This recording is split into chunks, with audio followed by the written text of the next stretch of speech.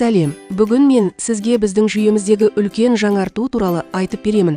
Модификаторларды пайдалана отырып, техникалық карталар үшін бір тағамның бірнеше түрін жасауға, қасиеттерін немесе қоспаларын көрсетуге болады. Мысалы, пиццаның диаметрі, таңдауға болатын соус немесе тұзсыз тағам. Өлшем модификаторы және қосымша ингредиенттерді қосу мүмкіндігі бар.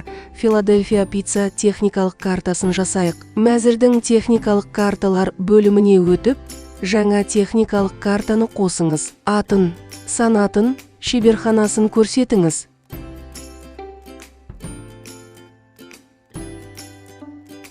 Және құрамдас бөліктерді қосуға өтіңіз. Бастау үшін техникалық картаның негізгі құрамына барлық пиццаларға арналған жалпы ингредиентті қосыңыз. Мысалы, картон қорап.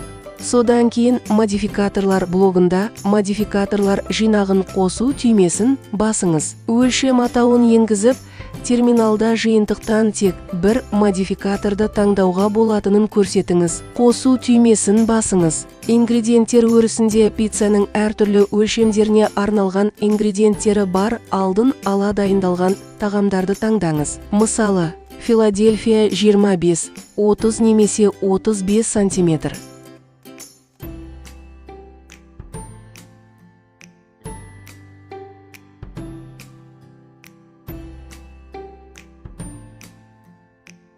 Брутто өрісінде жартылай фабрикаттардың шығымдылығын, әр өлшемнің бағасын көрсетіңіз.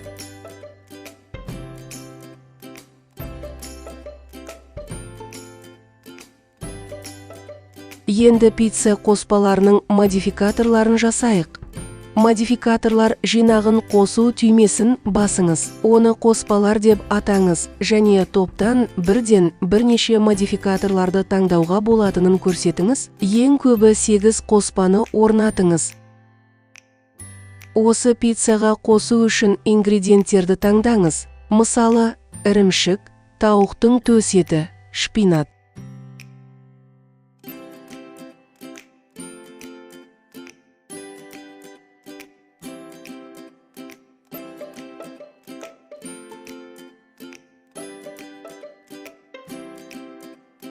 Бір порцияның салмағы мен бағасын көрсетіңіз.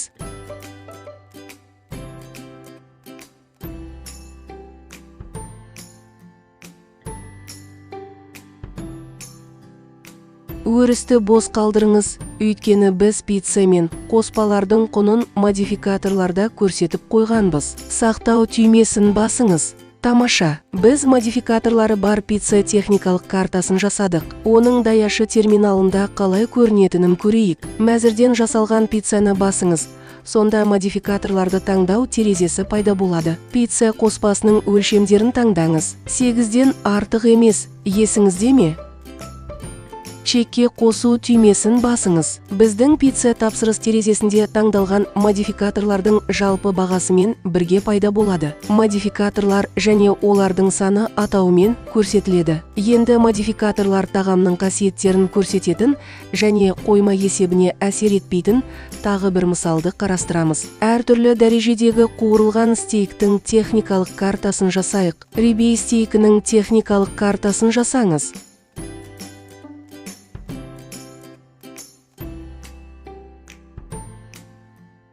Пісіру үшін ингредиенттер мен мөлшерлерді қосыңыз.